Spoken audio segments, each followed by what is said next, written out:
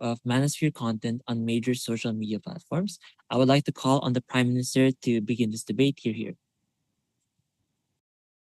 Am I loud and clear? Yes, you're loud and clear. Okay, hold on, give me a minute. Give me a few seconds.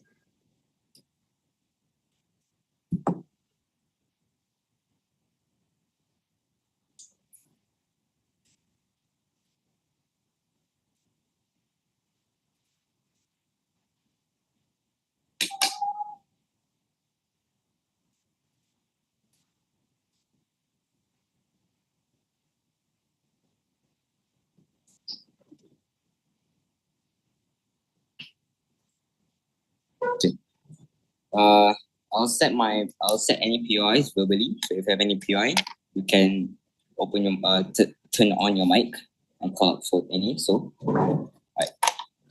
I'll be starting my speech in 3, 2, 1. Panel, we live in a world where we are over glorifying the feminism glorification to an extent where even men tries to prosper masculinity through things such as the manosphere, for instance. These things are seen as something detrimental when you're not looking at the feminism who are also doing the same. We're telling that the banning of individuals such as Andrew Tate and Sneako from actually posting this contest is inherently harmful for the men community, and we say that this is unfair how women gets the adversary treatment compared to how like this manosphere is getting the treatment. A few things I'll be doing in my speech today. First, I'll be defining the motion of today's debate. Second, I'll be giving a simple frame on how like the government side looks like, and thirdly, I'll be going over one of my arguments of many. Now, for definition, right? Let's start off with the wording of censorship. That is to say, censorship is being directed more on being blocked or, as the word suggests, censored from being shown in a medium. In this case, it's the social media platforms. Now, for the manosphere content itself, is basically content where people glorify this masculinity to things such as pickups, to things such as like men activist rights, right? Now, the definition is the major social media platforms. That is to say, these platforms that is widely used by all demographics in status quo. That is to say, Instagram, YouTube, or Twitch. The emphasis onto this debate is going to be these platforms that we see this manosphere community getting banned, such as YouTube and Twitch. Now, let's move on to characterization, right? The main thing that we're going to be framing is like this manosphere. What exactly is this manosphere, right? We tell you it's basically content circulating around masculinity. That is to say, men activist rights, or like the education on how men should break out the mediocre cycle and stand up for themselves as men. Basically, the manosphere community is basically where you see individuals such as Andrew Tate speak about or stand up for masculinity by giving advices towards men on how they should cater their life more directly towards men and standing up for themselves, breaking that cycle of being trapped in a mediocre life as a man, which is obviously inherently harmful for any individuals. We say that the problem in status quo right now, these manosphere content are being looked negatively because of the empowerment of masculinity to an extent of opposing feminism. This might be one of the incentive of this manosphere community, but at the end of the day, you can't say that the feminism are also not doing the same thing. They are also trying to downplay masculinity at the end of the day. So why exactly is this incentive inherently harmful? That is something opposition must answer.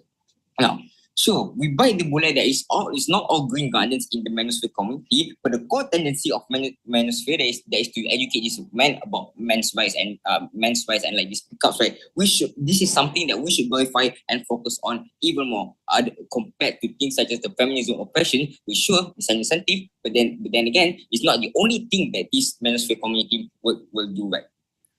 Now, what is the counterfactual of on the outside of the house? We tell you that we opt for a world where masculinity can still be expressed, even though yes, it has its negative motives, like I've mentioned earlier, the oppression towards feminism. Why do we actually prefer this world? It's because first, feminism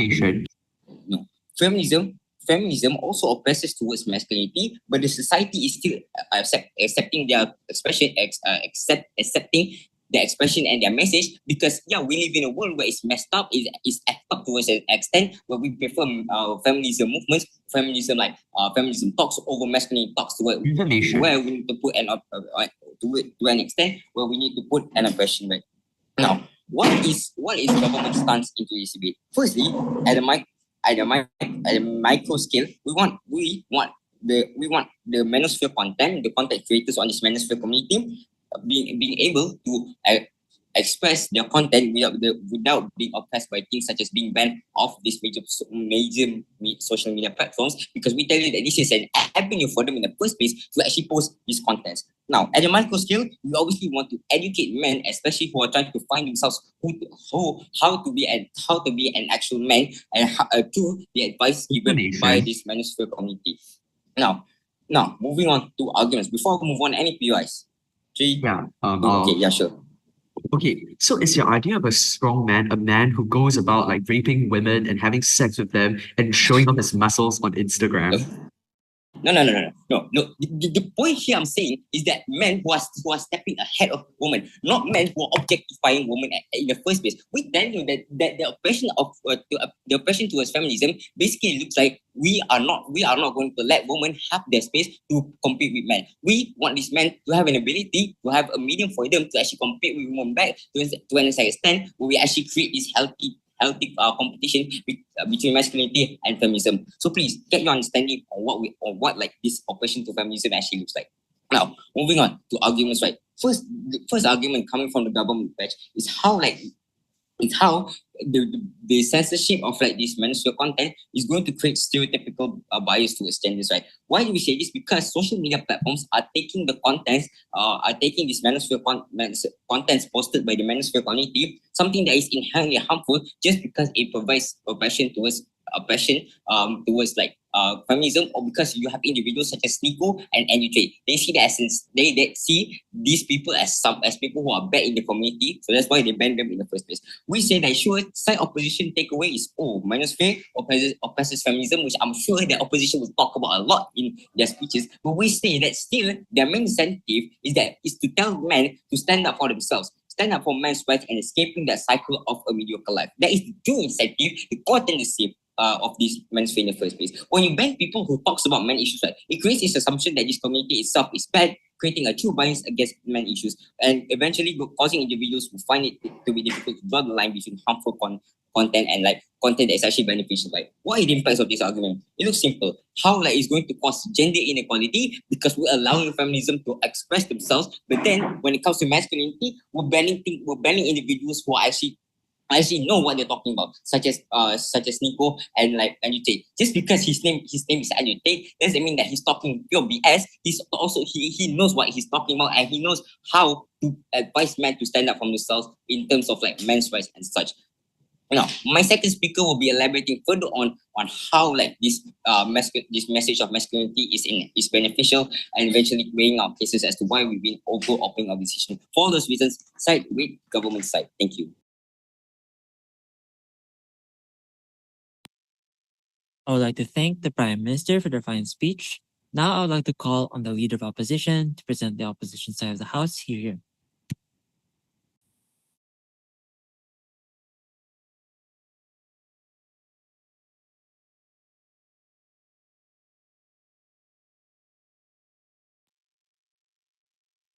Hi, can I confirm that I'm audible? Yes, you're audible.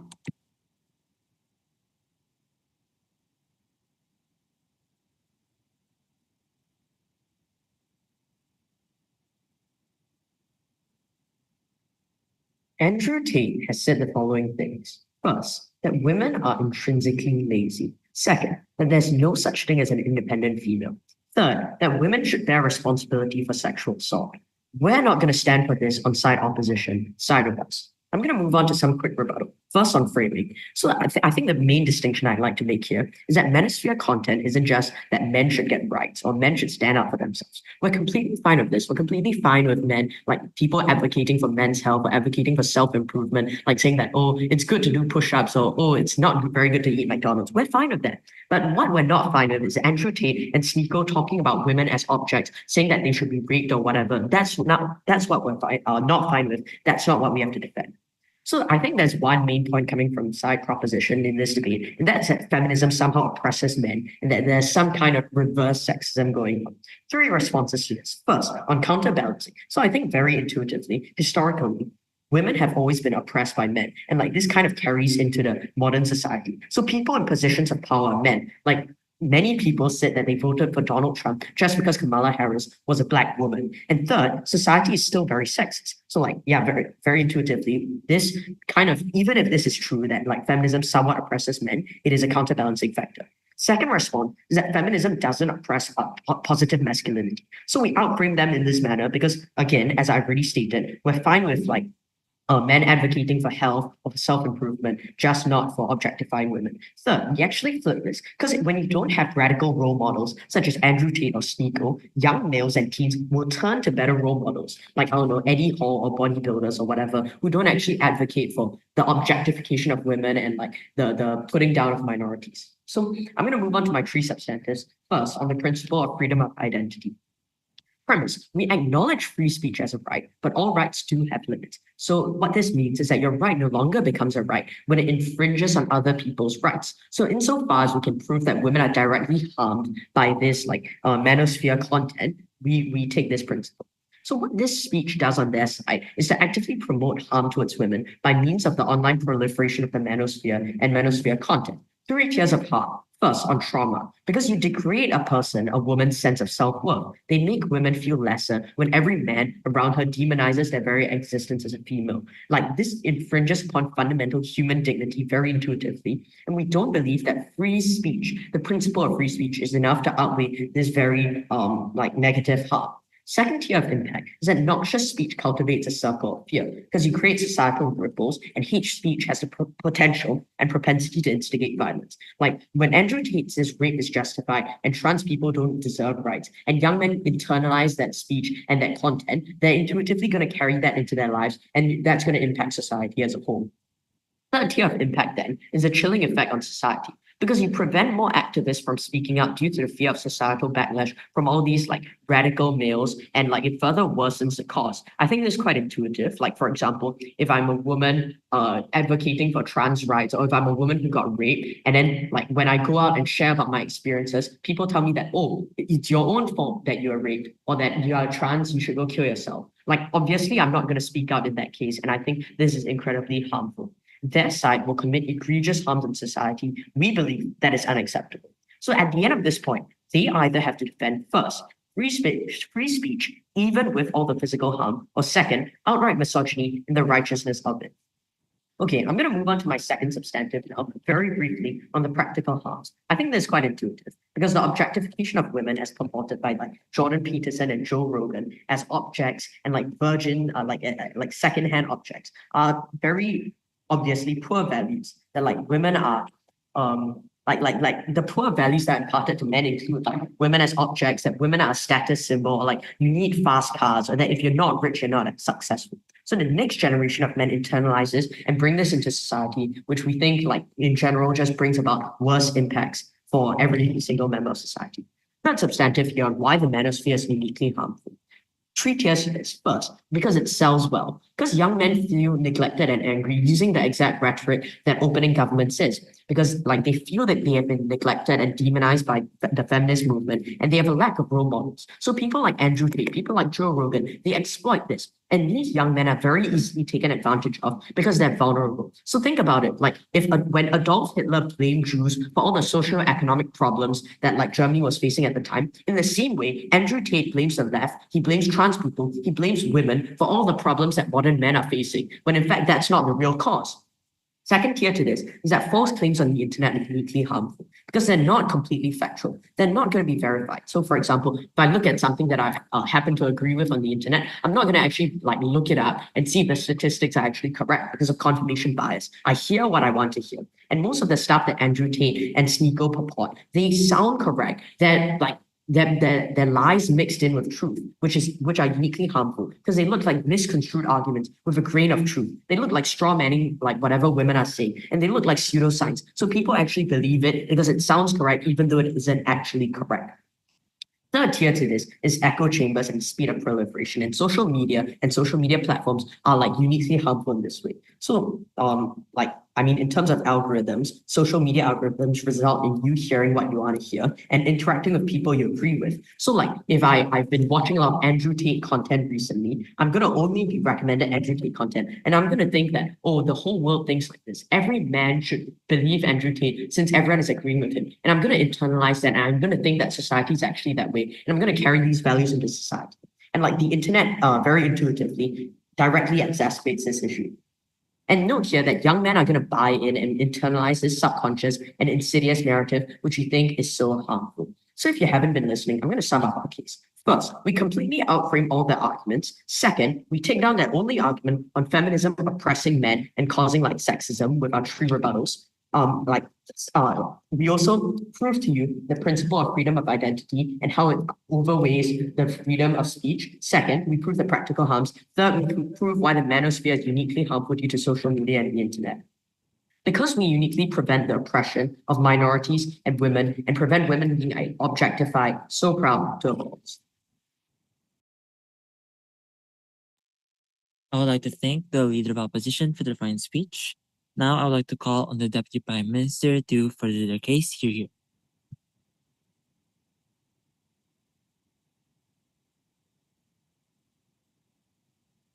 Hi, just give me a minute to read through papers.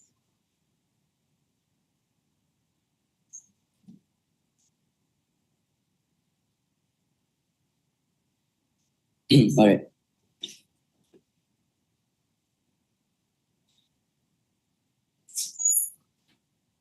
Okay, so I'll be accepting my PUAs verbally, and I'll be starting my speech in 3, 2, 1. Now, panel, we say that the increasing censorship of manosphere content itself in status quo is just basically putting a bandage on a bullet wound. You're not even fixing the real issue, you're just trying to cover it up. Now, before that, 2 simple things I'll be doing in today's debate. The first, I'll be rebutting the problematic idea coming from the Leader of Opposition, and secondly, I'll be fighting with my own parts of substantive, proving to you why we went to this debate. The first, let's take a look towards the problematic ideas coming from side of opposition. Now, let's take a look towards their whole case. Their whole case coming from the first speaker is rather simple. They try to give you this idea that manosphere content creators, for instance, like Andrew Tate and Sneako, have been trying to push this idea of misogyny, for instance, like how men should be degrading women, how men should be treating women as like objects, for instance, and how they tell you that these things are going to be preventing activists from, interacting with this because of the societal backlash and such. First of all, first response to this is that you have to recognize that Andrew Tate himself has never even made a statement that women should be raped and such like that. The only thing that Andrew Tate has actually even done was that the only thing he said is that if women were raped, men have the obligation to actually, nurture for them, or should actually, Point of information. No thanks. But what side of opposition has been given to you is basically just throwing out mere assumptions of what Andrew Tate said, of what Andrew Tate has essentially said, without actually having any concrete analysis. Now, second of all, they've also told you how essentially the whole manosphere. No thanks. They also try to push this idea on how essentially manosphere content on major social media platforms has essentially made women has been viewed as objects, has made women been viewed as like less than men. I've already proven to you how essentially this is not the case. I've already proven to you how essentially Andrew Tate itself, towards a certain extent, maybe yes, Andrew Tate might have degraded women to a certain extent. We tell you that it's not that bad to the point where he should have been banned from these social media platforms. Now, let's take a look towards, shift towards a few clarifications. First of all, recognize that we are not trying to stand up for the whole idea of men trying to empower or overpower women. My first speaker has already proven to you how essentially Andrew Tate and Sneako, having this platform to voice out their opinions was essentially a gateway for them to actually adhere towards this friendly competition environment. No thanks, I'll take that later. But you have to recognize that the whole idea of these social media platforms to trying to ban Sneako and Andrew Tate was to, mitigate the harms coming from this Manosphere content. But the only thing that came from this was two things. First of all, you have to recognize that banning Andrew Tate does nothing. Andrew Tate is just a mere content creator, and what this actually impacts to is that first of all, you have to recognize that there are people who, stand up for Andrew Tate. Meaning to say that when you ban him or when you take away his right to, voice out his opinions in social media platforms such as Twitch and YouTube, for instance, right? You have people who are going to drive towards a more extremist position towards the underground, which means, no thanks, please wait. You have to recognize that there are people who are going to be driving towards a more extremist position into the underground, which means that there's going to manifest more badly towards the world, which at the end of the day, this doesn't even, this has been proven that just because you ban Andrew Tate and Sneako, you still have this misogynist community in status quo. And second of all, you have to also recognize that just because you ban them, the whole idea of, this idea of women empowerment that you guys try to claim will still exist, given the fact that this whole misogynist community is not just subjected towards Andrew Tate and Sneako. Now, let's take a look towards my first substantive regarding freedom of speech. First of all, first premise, recognize that it is an undenied right that is, as an individual, especially a content creator, you have rights to say what you want. Given the fact that what Andrew Tate and Sneako has said was not directly inciting violence or breaking the law, and given the fact that the only thing started opposition tells you is that essentially some people might be indoctrinated towards these standpoints, meaning to say if someone was listening towards what Andrew Tate said, maybe you could have interpreted it towards his everyday life. We tell you that first of all, it's not something that's necessarily bad, given the fact that you can't expect every single person to be holding on to this whole belief on how gender life should even look like. And second of all, you have to recognize that this limitation of freedom of speech for society was seen as an infringement, meaning to say that this right of voicing out your opinions, even though if it's controversial or if it's not favored by most, we tell you that it's still an undeniable right, given the fact that you live in a democratic country, or given the fact that you have that freedom as an individual, right? And you have to take towards, the impact towards this is very simple. Recognize that the content does bring attention towards legitimate issues facing men, right? And we tell you that the whole reason why people wanted to ban it was because they wanted to try and mitigate, the whole idea or the whole voice coming from, this misogynist community, right? And we tell you that nothing even happened from banning this, right? And we will tell you that there have been more harms coming from this rather than benefits towards society as a whole. Now, let's take a look towards like the whole comparative towards both sides coming towards first exchange. Now, what we've proven to you is very simple. Considering that this House Regress motion, we have to debate it in a retrospective aspect, right? And we've already proven to you how essentially outside of opposition, the only thing they've told you is how essentially women will face as objects, women as faced as like these individuals who are looked as less than men. And we tell you that even if that was true, we tell you that they've never actually proven to you how this is actually harmful, given the fact that even though they still ban Sneako and Andrew Tate, right, these things still were bound to happen. So we tell you that there was no actual prominent benefit coming from this. We tell you that there was more harms coming to it. For instance, like backlash coming from society, backlash towards these social media platforms, for instance, like YouTube and Twitch. Given the fact that they failed to this, we tell you that their whole speeches can't be credited in so far in which. Now, next of all, you also have to recognize that their whole speech, you also have to recognize that their whole speeches itself are also make mere men of assumptions. Given the fact they don't even know what Andrew Tate said, we tell you that their speeches are not even credible at the best. Now, why do we rank higher than closing government even though you haven't heard their speeches? First of all, we've already given you the retrospective benefit. We already given you the retrospective impacts. Given the fact that we've done that, we tell you that we've already cleared out our burdens. And given the fact that side of opposition fails to actually take down the whole idea on why banning people like Andrew Tate and Sneako was essentially beneficial, we tell you that they fall short. For all those reasons, side with government. Thank you.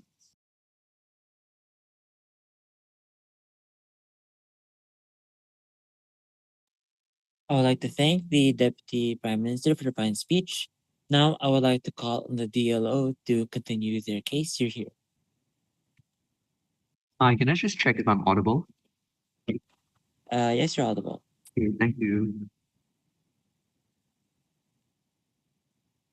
Judge, picture this. Andrew Tate sits on his sofa with a cigar in his hand, with his legs crossed, with his brother sitting next to him, with a can of beer in front of him, and what he's talking about and the words that's coming out of his mouth, together with the smoke that's coming out of his cigar, is how to pimp women into joining a sex work group, and how to rape women, how to make women have sex with you. This is the kind of thing that happens on Andrew Tate's podcast channel. That's not what they want to do. They don't want to defend it because they know that it's bad. They rejected our PUI several times. They know that what they're defending is indefensible. They know that what they're saying is untrue. So first thing, right off the bat, they say, oh, the manosphere isn't that bad. The manosphere is this and that. Just to clear up everything, Judge, just to make it very, very clear, what the manosphere is, it's a toxic group of masculine, toxic masculine content creators who just wish to make money, who want to profit off the vulnerabilities of men. So they say, oh yeah, even if Andrew Tate says something, it's not gonna cause anything, right? Well, but actually, there was this incel who actually in 2014 took a gun and shot several females inside a dorm because he was unable to find a girlfriend and he hated women. So now that you think about it, do you still think that Andrew Tate or whatever the hell he says is not going to cause any societal backlash? Do you still think that, just let him say what he wants to say, man? Because, Andrew Tate will not cause any societal harm. We don't think that's the case. We think someone has been shot, and there's just one case of societal harm. We think millions of women have been raped because of this kind of, narrative that tells them that, women can be objectified, whatever, it's fine, who cares? So I'm going to take down OG's case on several fronts. First, I'm going to prove to you that nanospherical influencers, what they're after is basically money. They say, oh, they want to help the young men. They want to help them break their cycle of bad habits or whatever. That's not the case. Even if it's the case, even if it's the case, we still think that it's bad. The reason for this is because these influencers don't do it for the sake of actually helping young men. Andrew Tate is known for actually using his platform, the Hustlers University, to make money and make profit of the vulnerabilities of young men. So let's say I'm a very vulnerable young man and I don't know anything about relationships and sex, and I just hear Andrew Tate come out and say, oh, women are machines, just do whatever you want with them. And if I hear that, what I'm going to think is, oh, great idea. And then as Daniel has already said, social media basically feeds you into an echo chamber where every time I just keep seeing Andrew Tate saying women are objects for me to have sex with. So this is the kind of mindset that their side is going to adopt. In their entire DPM speech, they basically conceded the fact that they love the manosphere. They think that it's not going to cause any harm. We think this is indefensible. We think it's factually wrong. It's indefensible. They do not have anything else to say about this. We think they're already lost. So I'm going to take down their framing. They say the manosphere isn't just about the manosphere isn't just about standing up for masculinity. You must essentially know that it says if you want to be a strong man, you must hate women, or women are the causes of your problems. This is factual, like I said again. We are completely fine with raising awareness about men's mental health. What we are not fine with is men like Andrew Tate spewing random stuff about how women can't drive or whatever. So what this means is that if a man influencer says, your mental health matters, please don't kill yourself, we're fine with that. But if a man says have sex with as many women as possible to become a true man, then we're not fine with that. This is what's happening inside the manosphere. I don't think they actually know what's going on, but they're defending absolutely ridiculous and absurd claims. They're counterfactual cannot stand based on human dignity and morality. Daniel has proven to this in the principle. So the entire case is contingent on the false premise that the manosphere is beneficial. I cannot say any more about how it's so terrible. It's horrible, absolutely horrible. I don't even understand why they're still trying to defend it. So DPM actually consigns their case to the grave. He says, quote, Andrew Tate didn't do anything wrong, or Andrew Tate didn't actually say a lot of stuff. He says, oh, he did demonize women, but just a little bit, so it's fine. We don't think it's fine because someone has been shot. But again, they think it's fine. I don't know why. They say that the banning wouldn't work. We tell you it will. Daniel told you why social media is where people get their information. And the reason, the only reason why I know who Andrew Tate is because I saw his video on YouTube. So if this was actually actively being regulated, if young men weren't being fed content about Andrew Tate or whatnot, we think this is going to be much better. It's definitely going to help. So what's their last step into the grave? They didn't engage with our principle. What did Daniel say? Daniel told you about why the principle of free speech is weighed off when women are being actively victimized in the physical sense. They in DPM, they completely ignore this. They just say, oh, but free speech is very important because it's their individual right. I'm just going to repeat what Daniel has said. That you have a right to a free speech, but your right to free speech only applies to a certain extent insofar as it does not tread on anyone else's freedom of rights or whatsoever. In that case, if I have a freedom of, let's say I say, let's kill all Jews, that's also part of my freedom of speech. Am I going to be allowed to say it? No, because what it's going to do is to galvanize large amounts of people to actually commit harm against a certain group of people. And equally, on their side, what's going to happen is that a group of incels and a group of men are just going to go on a societal rampage on Twitter, terrorizing women and terrorizing transgender people, whatnot. It's already happened. It's happening right now. I don't know why their side's still willing to defend it despite all these things. So at the end of my speech, two things. this. First, I'm going to talk about the macro scale. The micro scale. So what the micro scale looks like on their side when they watch self videos or whatnot is that men are going to be galvanized against women because they hear that all their problems because of women. This looks like shunning women in their personal lives and whatnot. This looks like saying, oh, all women can't drive, all women are bad at this, women are dumber than men and whatnot. This is what happens on a micro scale. But before that, I'll take the point. Okay, so right, are these people, those who are consuming certain sort of content, are really, really irrational in your side to opt in into anything they're being served? Wait, sorry, I'm so sorry. Could you like type out the PUI? Your audio is a little choppy. Sorry, I'm so sorry. Okay, but basically, I'm just gonna like respond it. Okay, what happens is that like this motion is this has regrets motion. So basically, what happens is that I don't know. Wait, I didn't hear PUI. I'm so sorry, but I'm just gonna continue. Basically, on a micro scale, we win because men are going to be galvanized against women on their side. What's going to happen is that they commit great societal harm, very, very obviously bad. On a macro scale, the societal harms are going to be about a societal attitude towards women. What this means is that men are going to view women as toys or things to just use. Andrew Tate has literally used like objectification against women. He's said like women who are not virgins are used toys or whatnot. This is very, very like condemning. It shows how much their side is unaware of what they're even defending. So why does our side win, Judge? First, we are unwilling to defend the manosphere that's so harmful. We've already proven to you this is factual. Second, we are able to defend the principal rights of women. And third, we are able to prevent society from falling into the trap of these men, these manosphere influencers who just want your money because of your vulnerabilities. We're very, very proud to oppose.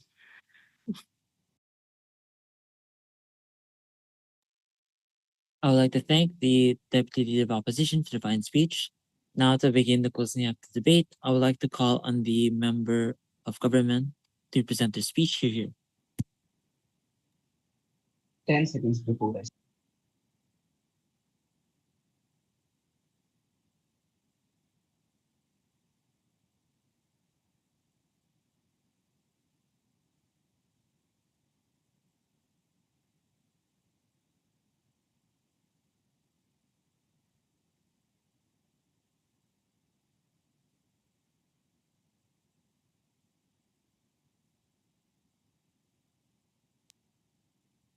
Greetings panel, Swastik Pandey this side, going as the member of government, preferred pronouns he, they for PUAs, just write them down in the chat. I'll surely ask one for one. Don't verbalize it to me. Please don't verbalize it. I'll mention it again.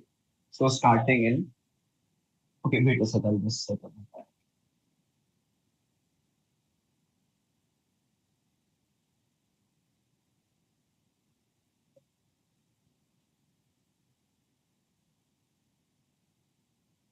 Am I audible? If you can please confirm. Yes, you're audible.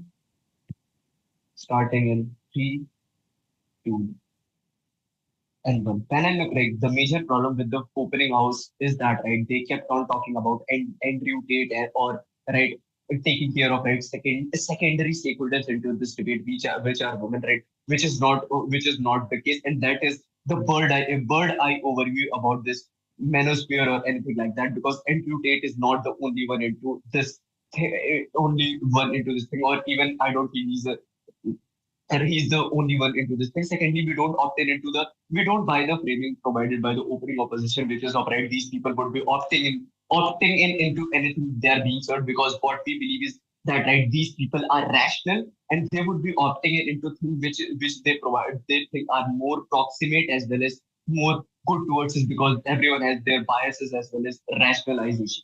Furthermore, on framing, which opening government never provides you to this debate. It is about men. How the major stakeholder of this debate, men look like in our side paradigm. For the simple reason, these men are expected to be masculine. They don't show emotions. They are like mostly vulnerable in the society, as well as they are looked upon into as someone who never have a certain sort of expression or emotion or like anything. Furthermore, panel, I'll explain you why it is bad.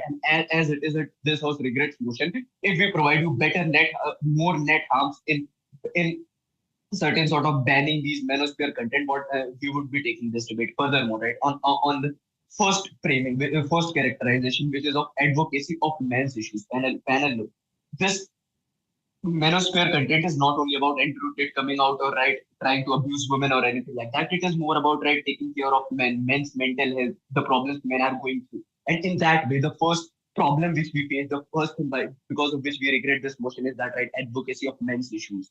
Like when you totally put a censorship, and if you totally ban it, there would be no one talking about men's issues which are going on in the society, and due to which what happens here is that right men become more and more vulnerable in the society. Panel look why it makes men more and more vulnerable, because there is no one to talk about it.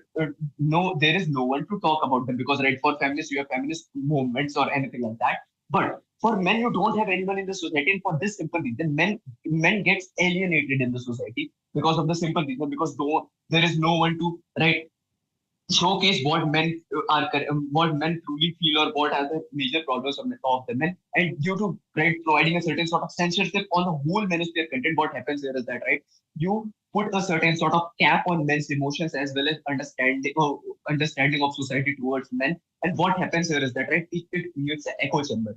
What happens? I'll provide you two sorts of harms because of it. What makes it agitates men towards the society as well, because right if even if as a feminist man, if I try to write alternate to feminism, what if I see if I see like content which is for men, like say Manosphere or anything like getting banned, there would be less chances of me getting opting into feminism for the simple reason because there is no advocacy for me.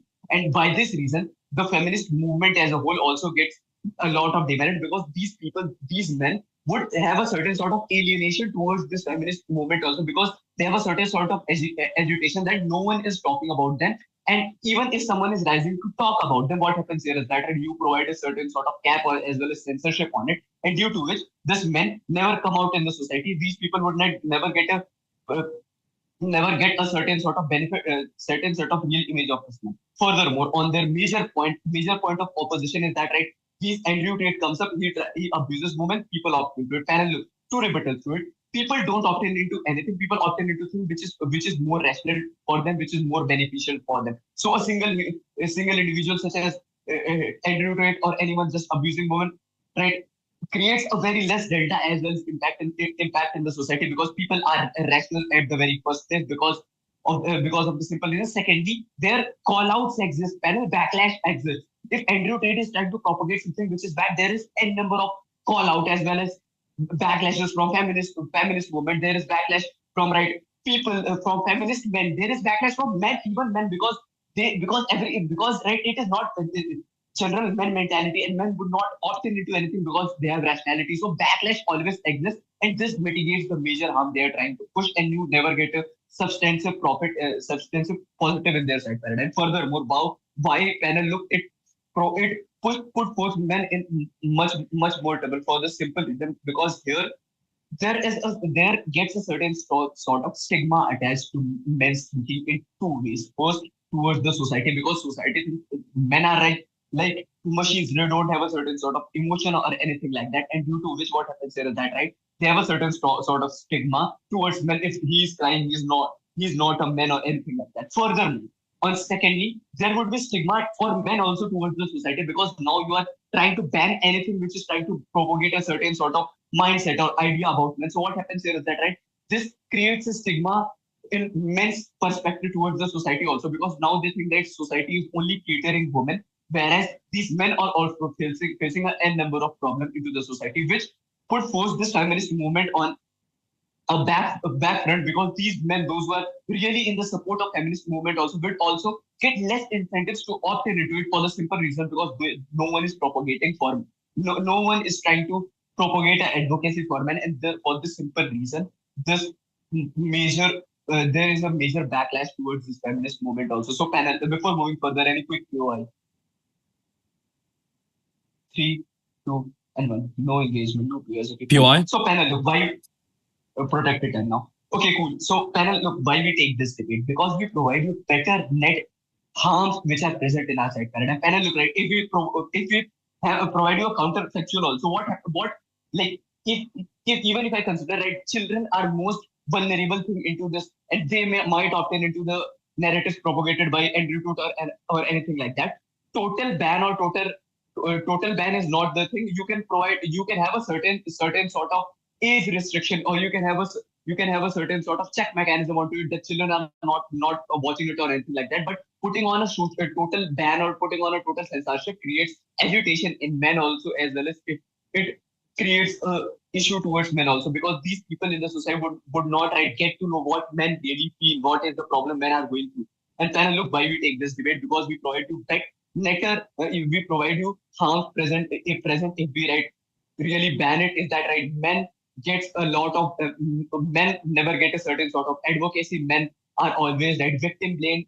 Men will be getting victim blamed. Men would be demonized in the society. Furthermore, on the second, which is there would be echo chamber in men, and it can be bad for the feminist movement also, because they would be against it because they are not getting a proper advocacy. For all these reasons, proud to support. I'd like to thank the member of government for the fine speech. Now, I would like to call on the member of opposition to present their side of the house. Here.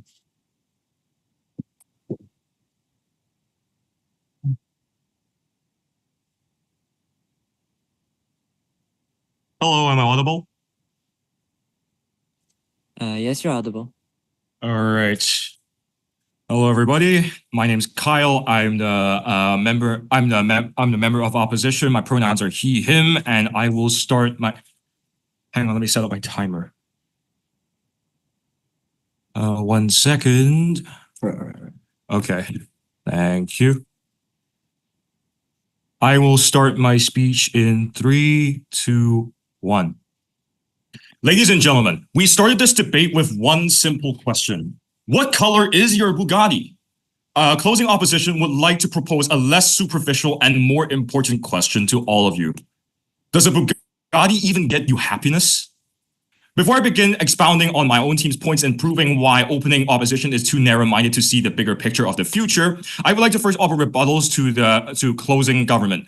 Closing government seems to believe that the Manosphere provides a platform for men to talk about mental health and air out their own stresses, but in actuality, it promotes an ideology and unattainable standards towards physique and romantic conquests in men. If this goal is not attained, the self-worth of men actually goes down and their mental health deteriorates even further, even with the presence of this platform, which already promotes toxic masculinity.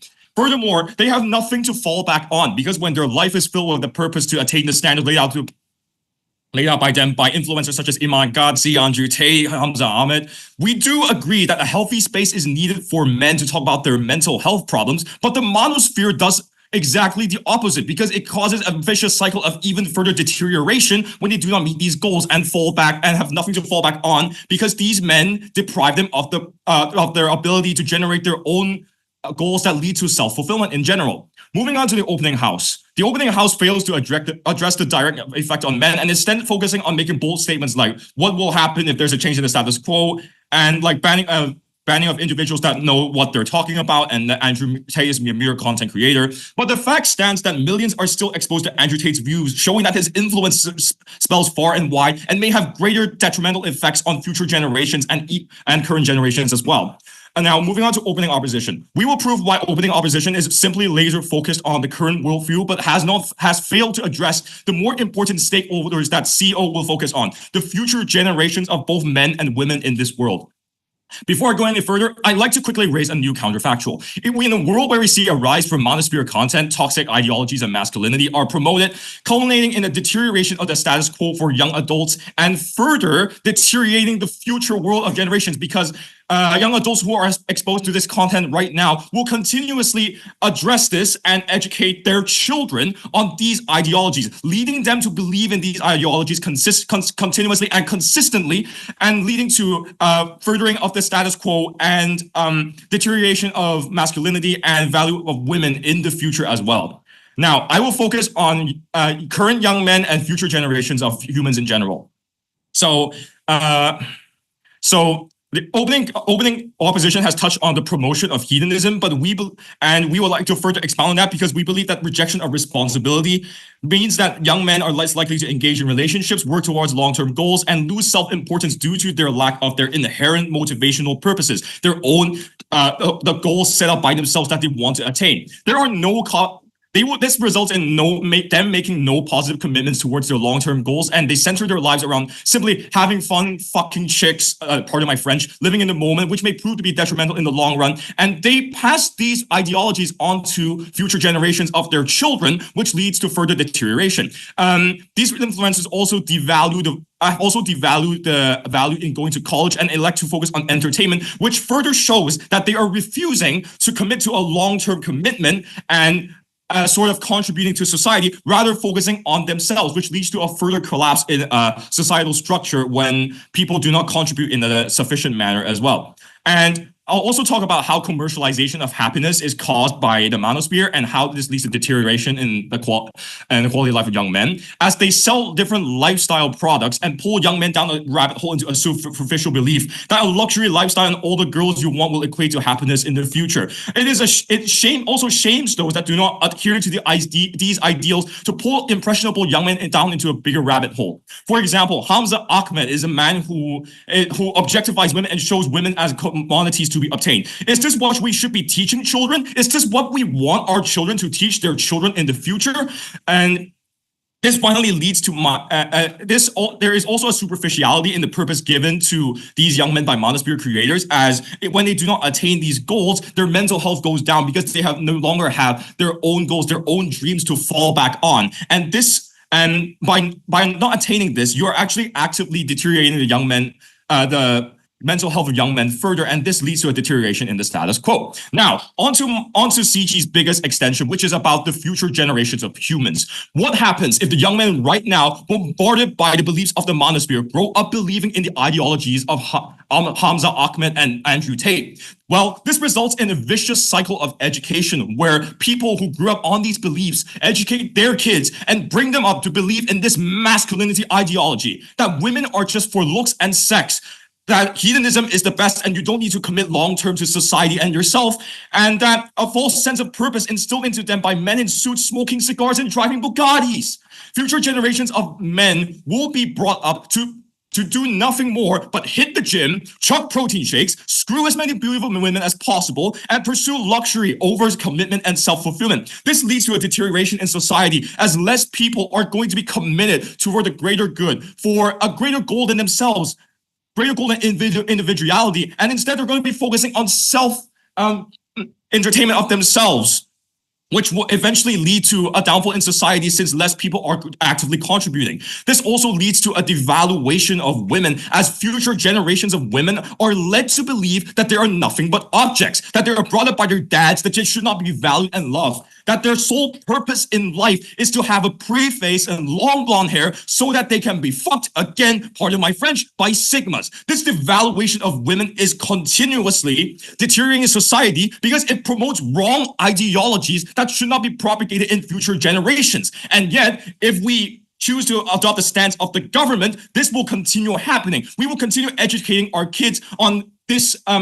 misguided ideology that we are only here for entertainment, that women are objects, that men who don't have physique or don't pull enough girls are bad or inherently undesirable. And this vicious cycle continuously shows in future generations, as generation after generation is educated on this ideology, choosing to believe in this ideology, and eventually leading to the crumbling of society due to the lack of commitment and the increasing divide between men and women. Therefore, we are proud to oppose. Thank you. I would like to thank the member of opposition for their rather theoretical speech. Now I would like to call upon the government whip to close the government side of the house. Here. Just 5 seconds. Sure thing.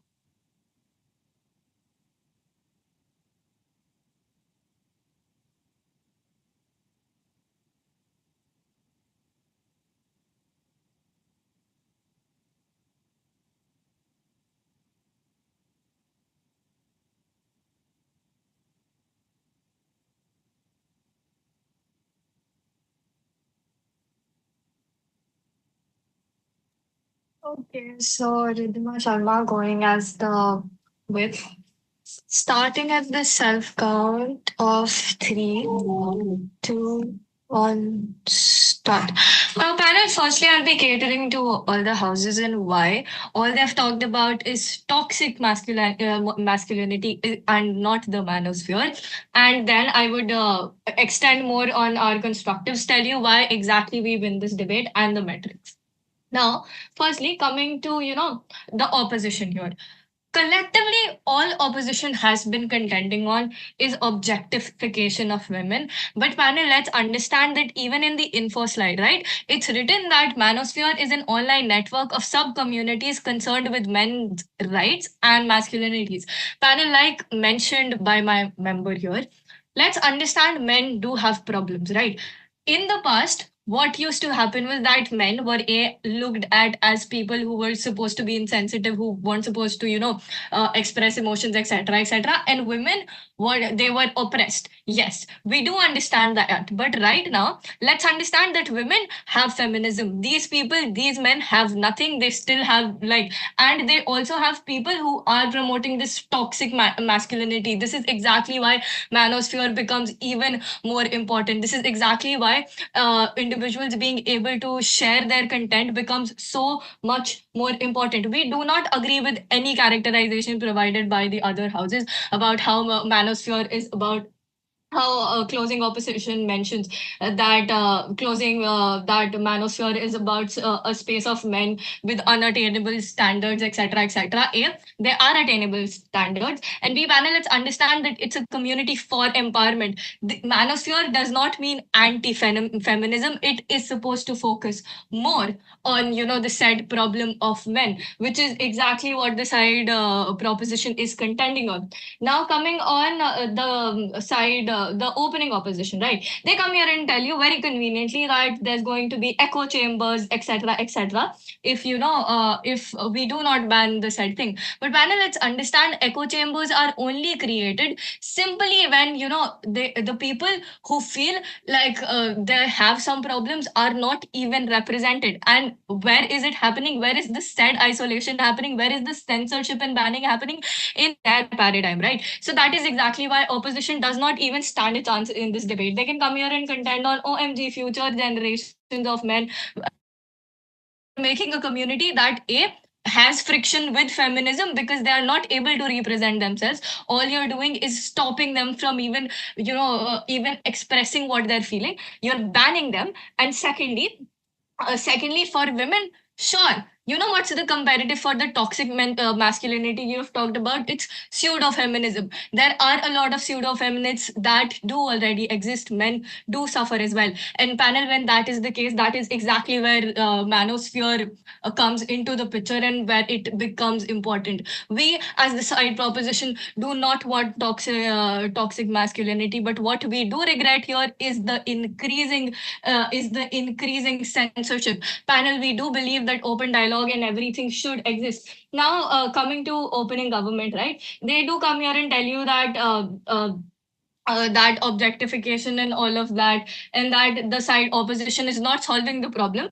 But then they also do not come here and tell you why, how they are solving the problem, or how on their side of the paradigm it is better off, which is exactly where we step in the debate. We come here and tell you that the counter fact could be what could rather be done is moderation. Panel, what does this moderation look like? My member comes here and they tell you that there could be age restrictions, there could be content warning. Why is that the case? Because our viewers are rational, right? You cannot stop someone from posting something. The motion clearly says that they are stopped from going to major social media platforms.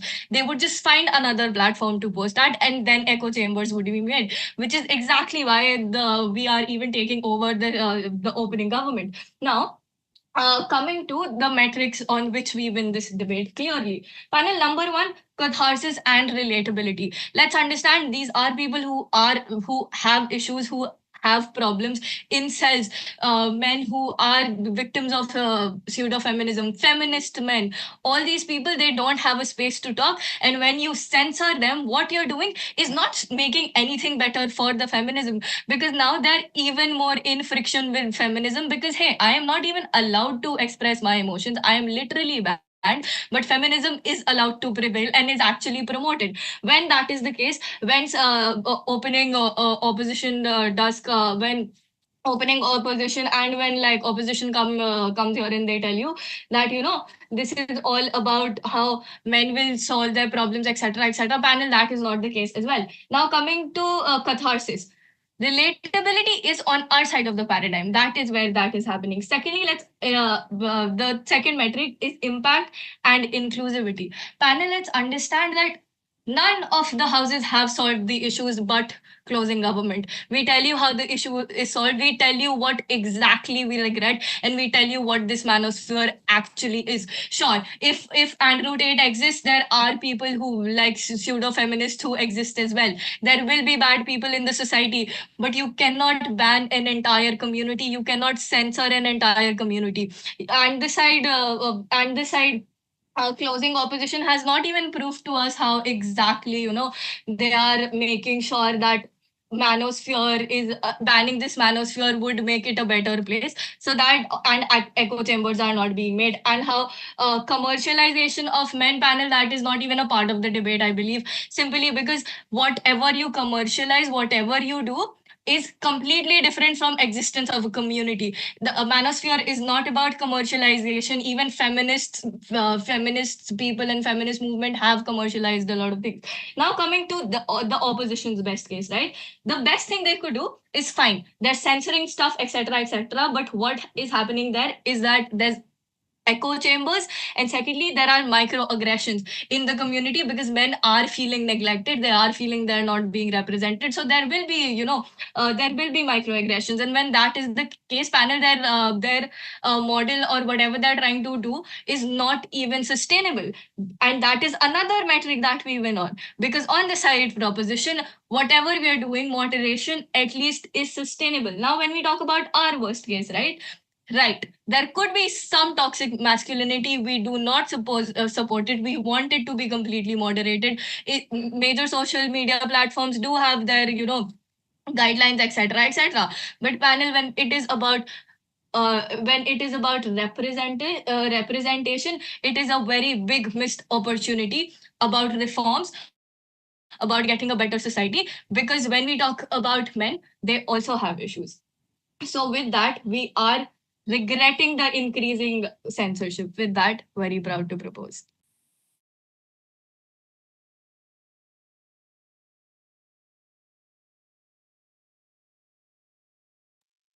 I would like to thank the government whip for the fine speech. Now, to close off this debate, I would like to call upon the opposition whip to present their speech here. All right, hello. Can you hear me? Am I audible? Yes, you're audible. All right, I'm Ray. I'm your whip for today. My pronouns are he, him, any and all POIs, preferably verbally.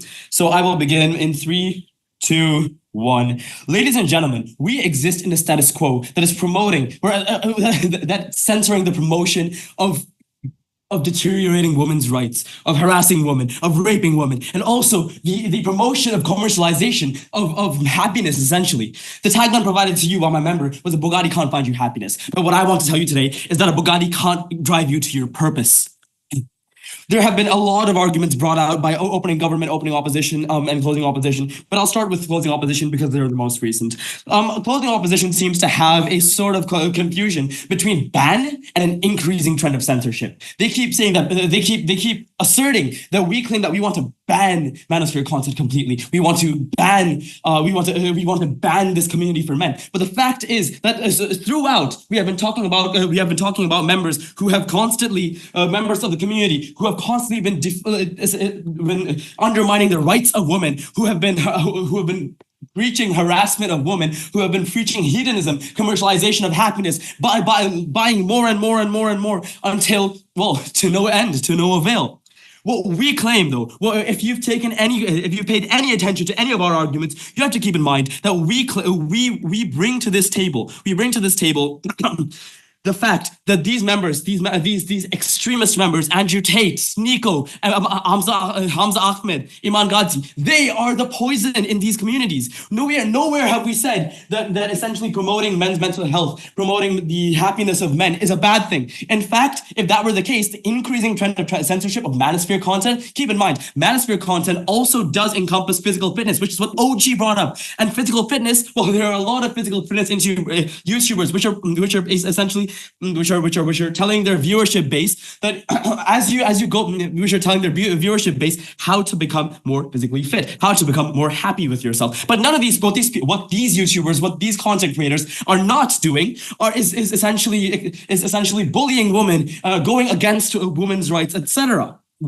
Now, what we say is that the opening house fails to address the direct effect on men. They focus so much on the effect on women and women being bullied and the harassment of women increasing, and preaching regarding to I remember one of their statements was Andrew Tate essentially says that he would rape women, he would start human trafficking, etc. But the fact is that they've done this entire debate is make bold statements that will happen, quote unquote, if there is a change in the status quo. There were assertions that in the status quo, big social media platforms are banning individuals who, quote unquote, know what they're talking about. But the fact is that actually 2 of these people have been to prison before. Andrew Tate is currently in house arrest. Now, if you're talking about... Join back the breakout room 2. We have CNC at opening government, OL at opening opposition, not black and white at closing gov, and the Georges at closing up. Please join back room 2 as we are now ready to deliver the OA. Thank you. Sorry, I was interrupted by the announcement. I'm not sure if anyone else heard that about the other teams going back to room 2, but I will continue. Essentially, the assertions made by the opening house is that Andrew Tate is a mere content creator and they're banning individuals that quote unquote know what they're talking about. But the fact is that Andrew Tate is under house arrest right now. And if that is if that is the standard that we set ourselves, then I think the assertion made by opening opposition where they compared Andrew Tate to Hitler, I think that's a factual assertion if we're comparing with someone in prison and reviewing him as the role model. Now, if we're Now, the fact is that my members said over 500,000 people are members of Hustlers University, which is pointed to selling of lifestyle products, relationship advice, etc. And they're selling commodities, and they're selling these commodities to trick you into thinking that you're going to have a better life. And the fact is, well, once again, to touch on what closing government said, that the sales of commodities, the commodification of happiness, they claim that it has nothing to do with the community. But the fact is, our community, society as a whole, completely relies on the commodification of goods. We rely on happiness. We rely on buying, we rely on purchase, we rely on the economy to dictate our salaries, our consumerism, everything. And the fact is that these so-called manospheres, that's exactly what happens in there. They sell you a dream and they tell you, if you buy my product, I will help you get to this dream. And the fact is that not only do they do this, they also undermine the value of education while doing this. They say, you shouldn't go to college. You should buy my $1,500 USD course that will tell you how to get women, how to essentially turn your life into a carbon copy of what I'm living. Therefore, you can somehow be happy. Isn't the pursuit of happiness inherently subjective? Why are we promoting a reality in which these extremist men are essentially telling us that we must become exactly like them to be happy? And also, they've also said that, another thing that was brought up by closing government is that we may not, essentially, there's no one to talk about men. There's no advocacy for men when it comes to an increasing amount of censorship of Manosphere content. But the fact is, we don't have Andrew Tate going out to protest for men's rights. We don't have Sneako going out on actual podcasts, on news channels, talking about how the world is unfair to men. No, what they do is they sit pretty in their homes. They make extremist content that's an easy dream to sell, and they make money off of it. Because in reality, they do not want our happiness. They do not want the happiness of men all over the world. They want their own happiness. They want hedonism. Another thing is that the opening opposition also focuses solely on women and the detriments on women. So we shall aid them by summarizing the issues on men's mental health, as my member has pointed out, as a result of Manosphere content, which was touched on, though inadequately, by closing government. As my member said, young men's minds are malleable. Future generations of males will be brought up to hit the gym, chug protein shakes, blah, blah, blah, until they are essentially in a position where they don't value women, they don't value commitment, they don't value hard work. What they value is cold, hard money, whatever they see in their bank account. Let's tie this back to the future. What kind of society will we live in if we're solely focused on this selfish, hedonistic point of view in which we do not believe that we should be aiding a greater good? In fact, we should be buying more Bugattis because that is the false sense of purpose that is sold to us by these extremists. In fact, In fact, what kind of society? How much longer are we going to let this let this progress? How much longer are we going to let this progress until women have completely lose their rights? Until we are living in essentially a dystopia that resembles the current state of Afghanistan today, where women are oppressed? Of course not. Which is why we take this debate. We as closing opposition, we advocate for a world where men can be happy based on subjectivity. We advocate for a world for a world where the future is not bleak. We advocate for a world without selfishness, without hedonism, without constant self-serving need. Because at the end of the day, a Bugatti can take you to that hot girl's house, but it cannot take you to happiness. Thank you. We are proud to oppose. I would like to thank the opposition whip for their fine speech, and I believe that closes off this debate. You guys may cross the house. I will be deliberating amongst myself for about 10 to 15 minutes, and I will be back with a verdict.